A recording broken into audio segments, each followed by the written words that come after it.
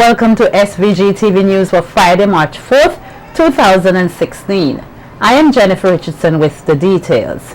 Law enforcement officers here are investigating the killing of a German national in the wee hours this morning on a yacht anchored at the Wallabu Bay on leeward side of the island. Reports are that two masked gunmen went onto the yacht, which had a total of 10 persons on board, around 1:30 a.m. and fatally shot one of the occupants, Martin Griff, who is said to be in his 40s, and injuring another. SVG-TV News learned that the deceased son reported that he was awakened by two gunshots and upon investigation found his father on the deck covered in blood. The captain of the yacht was the other person reportedly shot and was taken to the Milton Cater Memorial Hospital for treatment. Expressing his deepest sympathy to the family and friends of the deceased and the others who were on the yacht, Prime Minister and Minister of National Security Dr. Ralph Gonsalves called on Vincentians to pray for the visitors. In a very remorseful address on Radio Today, PM Gonsalves says the criminal act has disturbed the peace and tranquility of the nation. I have seen the family, I've seen the other persons on the yacht, and I've expressed to them our profound sorrow, and on behalf of the people of St. Vincent and the Grenadines, to say to them how sad we are at this event, and that we are in our thoughts and our prayers. Our people are not like this in a general way, but you have one or two persons. We have some homegrown criminals and some who come in from overseas who are artificially, wickedly disturbing the peace and tranquility of our country, and in this case using violence. The Prime Minister further outlined that arrangements are being made to fly the visitors out via Air Martinique, then Air France, to get them back safely to their homeland of Germany. Dr. Gonsalves says his wife Eloise Gonsalves has also been in touch with the visitors, and he will also be writing the Chancellor of Germany to express his regret on the matter. To Martinique, where they'll be taking the flights to go on Air France to go back to Europe. We have a travel agent working on that aspect of it, coming out of Martinique to France, to Germany, and then of course we're making the arrangements with SVG Air, the government that is, to fly them out to Martinique to make their connection. This is a terrible, terrible stain in our country. And this criminal act by these two masked intruders disturbing the tranquility of persons on the yacht would cost millions of dollars. Because we sell peace, security, tranquility. The Minister of National Security says the local Coast Guard service came in for high commendations for their swift response to the incident. One of the yachtsmen who spoke English told me that the captain had been here 10 times before and had assured them that this is a peaceful place. Could hardly find somewhere more peaceful. And then this incident has happened, which has shattered our sense of peace and tranquility. They were very praiseworthy about the Coast Guard, which arrived within 20 minutes of the being called. Of course, as you know, the Coast Guard would do patrols in our waters, but the Coast Guard can't be at every single spot all the time. We obviously, and I spoke to the Commissioner, we have to strengthen certain security arrangements which we have in place in certain areas, and to extend even further in other areas, which means additional costs. Officials from the Caribbean Development Bank, the CDB, will be coming to St. Vincent and the Grenadines, where they will host the first formal negotiation meeting for the replenishment of the bank's Special Development Fund, Unified SDFU. The replenishment process is expected to be completed by the end of 2016. The SDFU negotiation meeting will take place at the Beachcombers Hotel on March 10, 2016. It will follow meetings of CDB's Board of Directors, which will also be held here from March 7th to 9th, 2016.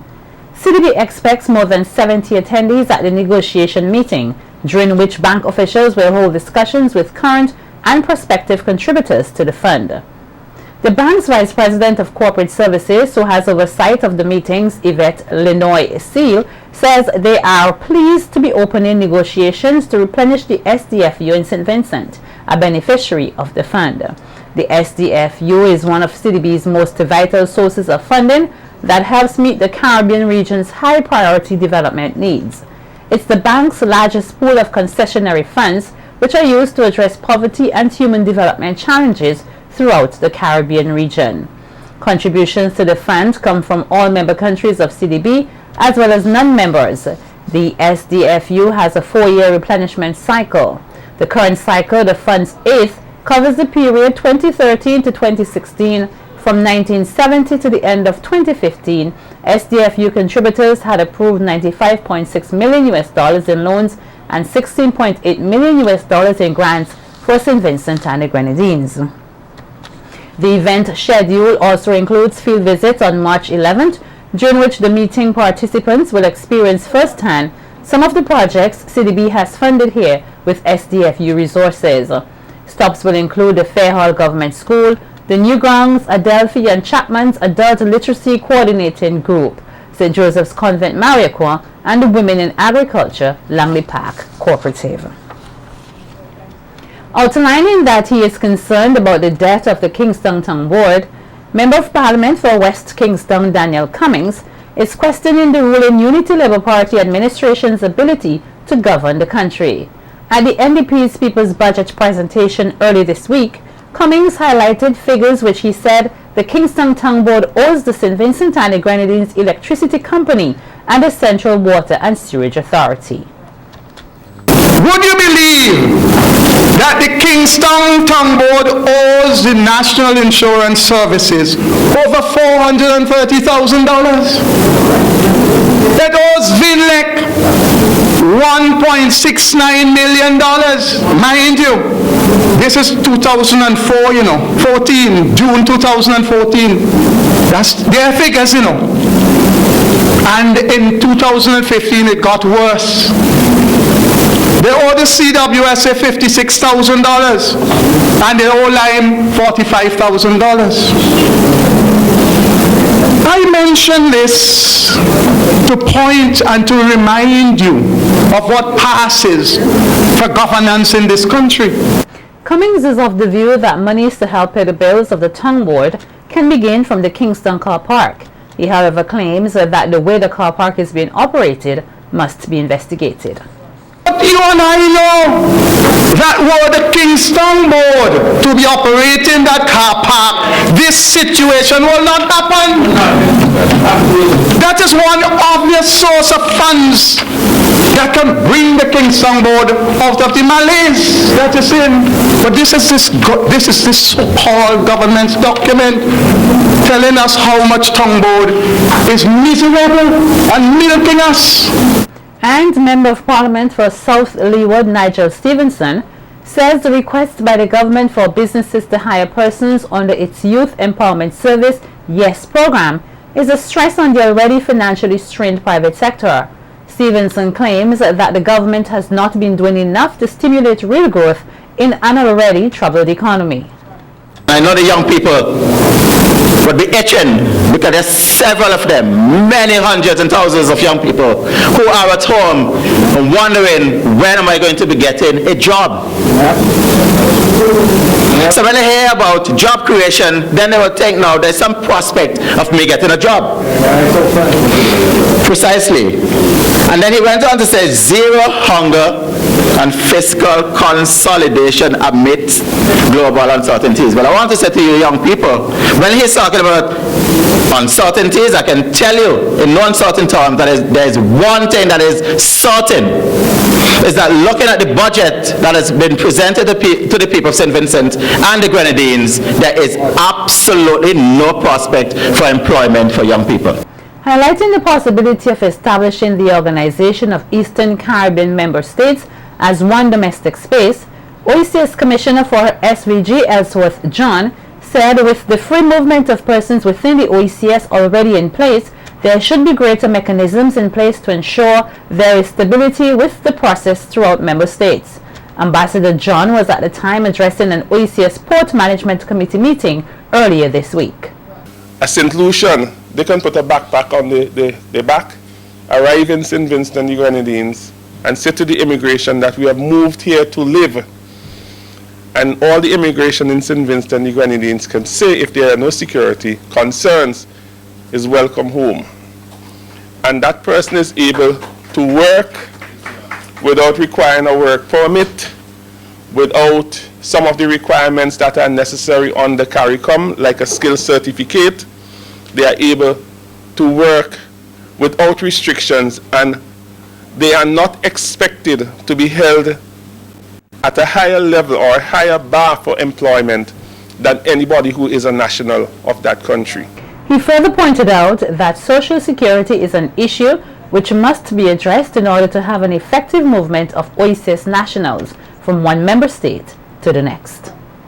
On the CARICOM, persons are already able to move with the long-term social security benefits, but there are short-term benefits that they are not able to get currently. So over the next 2 days, yesterday and today, there's going to be a deliberation. There's a consultant that has been hired to look at how we can deal with the issues related to social security.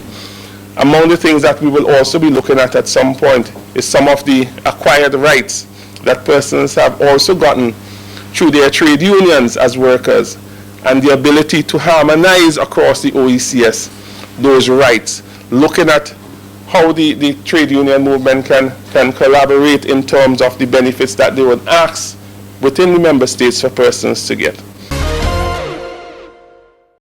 St. Vincent and the Grenadines is one of 4 CARICOM countries to have been selected to conduct a salt reduction project to aid in the reduction of salt consumption by primary level students and their parents. Highlighting the project theme, Reduce Salt, Healthier Life, SVG's Non-Communicable Diseases Coordinator Beverly Liverpool said 3 health districts, which include Kingston, Caliaqua and Port Elizabeth Beckway, have been chosen for the pilot project. Kingston Health District recorded the highest prevalence of hypertension, 540 cases, followed by Caliaqua Health District, 356 cases, then Port Elizabeth and Beckway, 347 cases. Hence, these 3 health districts were chosen to conduct this salt reduction project. The first phase of this project is expected to run for over 1 year, and then the next phase. The entire project is expected to last for 3 years. So it's a long, intense project. And we have a lot of work, we have a lot of good ideas in store for you mothers. We're going to be working with you, cooking, doing practicals, because we want you to cut down on the amount of salt that you give to your children and eventually the entire family. Liverpool outlined the importance for the project to include mothers, stating that in most cases, mothers are responsible for food selection and preparation for the household. That can influence the amount of salt that our children eat at home and also at school to some extent. So this is why the St. Vincent and the Grenadines Salt Smart Coalition in the Ministry of Health, Wellness and the Environment has taken this strategic approach to channel for promoting salt reduction in the health centers.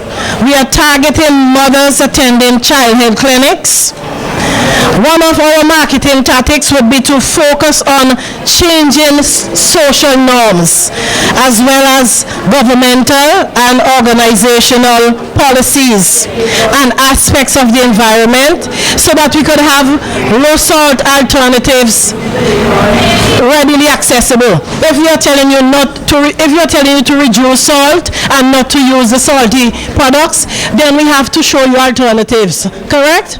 So we intend to work with you and ensure that at a policy level that we have low salt products that we can refer you to when we say do not use the salty one.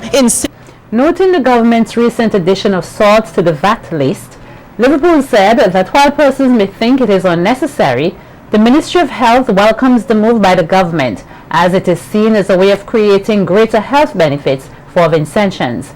She further urged persons to join the initiative to reduce salt consumption among the population, as health is a shared responsibility. Look at the health benefits to be derived from this move, this policy move. The bottom line is that we have to start to use salt and sugar sparingly. That is what we want. Cut back on the amount of salt that you use, cut back on the amount of sugar that you use in your diet. And if we do that, you will see where we're cutting back on the hypertension, the blood pressures will decrease. We cannot make these diseases take our lives so early. We have to fight them. So with that in mind, we look forward to your participation and your cooperation in this project. And we hope that you will understand that by reducing salt intake in your children's diet, you are giving them the platform that is needed for a healthy, successful life ahead.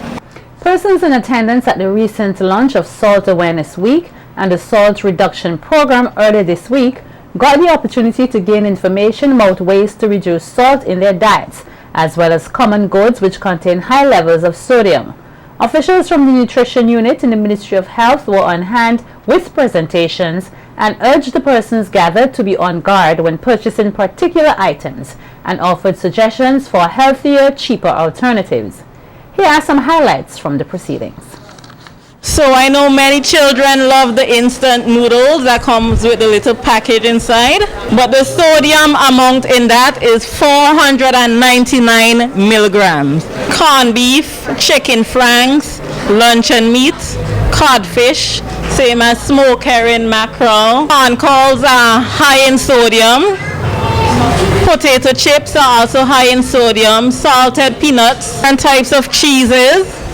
The tin cheese in particular is very high in salt. Salt is also hidden in baked goods such as cakes, white bread, pancake mix, even the whole wheat breads and muffins. And we have our fresh local seasonings we can use instead. So once you use stuff like your onion, your garlic, thyme, parsley, ginger, you wouldn't have the need to use as much salt. Sodium products, you have to look for anything that is 140 milligrams or less of sodium per serving. All right? So if you normally buy corn cobs and the different salted potato chips and so forth, I urge you to look at the sodium content the next time. This package one, for instance, this is 250 milligrams per serving. All type of fresh fruits. And you know, in St. Vincent and the Grenadines, we are all blessed with fruits. As one type of fruit is going out of season, others are coming in. So you can actually buy a pound of raisins, you know, and put it in your fridge and you bag it out, and your child can have a healthy snack in raisins, which gives blood, and it's also will prevent your child from getting constipated. Unsalted peanuts, like the shell peanuts, trust me, what your child don't know, your child would not miss. If you do not give your children sugar and salt, your child cannot miss something. Okay, automatically their taste bud will be trained to appreciate the natural sugars that are found in fresh fruits and vegetables. Representatives of various community groups and organizations from around the country involved in staging Christmas and Nine Mornings activities will come together this Saturday the 5th March from 9:30 a.m. at the Peace Memorial Hall as the SVG Nine Mornings Committee undertakes a major review and analysis of the festival. At Saturday's meeting, the agenda will include a comprehensive review of the 2015 festivities, improved programming and innovations to the festival, the various community competitions and organizational strengthening. In attendance will also be officials from the Ministry of Culture and the SVG Nine Mornings Committee. Minister of Culture Cecil Mackey is expected to address the gathering. Nine Mornings is one of the leading festivals in St. Vincent and the Grenadines, with activities spread throughout the country. However, the 2015 festivities saw a significant drop in the number of community participation, which was said to be due mainly to the staging of general elections around the same time. The Ministry of Culture and the SVG Nine Mornings Committee said they are anxious to restore the festival to its former levels, especially since the much anticipated opening of the Argyle International Airport this year is expected to generate larger numbers of visitors and returning nationals coming to the country. Nine Mornings, which is held during the month of December annually, remains unique to St. Vincent and the Grenadines. And the St. Vincent and the Grenadines Calypso Association Incorporated, the SVGCA Inc., will be hosting a judges symposium tomorrow at the NIS training room from 9 a.m. to 4 p.m. The symposium, which caters for both current and prospective judges, will hear addresses from President of the SVGCA Incorporated, Earl Cabot Bennett, Minister of Tourism, Sports and Culture, Cecil Mackey, and a representative from the CDC. The judges will be carried through their paces in both theoretical and practical exercises by facilitators Junior Sutherland, Roddy Dowers, Earl Pinter, Sister Blazer Williams, and Dominique Sutherland, who will make presentations on topics such as music and melody, arrangement, rendition, presentation, lyrical content, scoring models, and the audit process. The theoretical facet of the symposium will take the form of presentations by the various facilitators, while the practical session will see judges engaging in the judging and scoring of selected calypsos, soca, and raga soca from the recent past. According to the organizers, the objectives of the symposium are to broaden and refresh the judges pool, retool the current judges, and equip the prospective judges with the requisite tools for judging calypso, raga soca, and soca.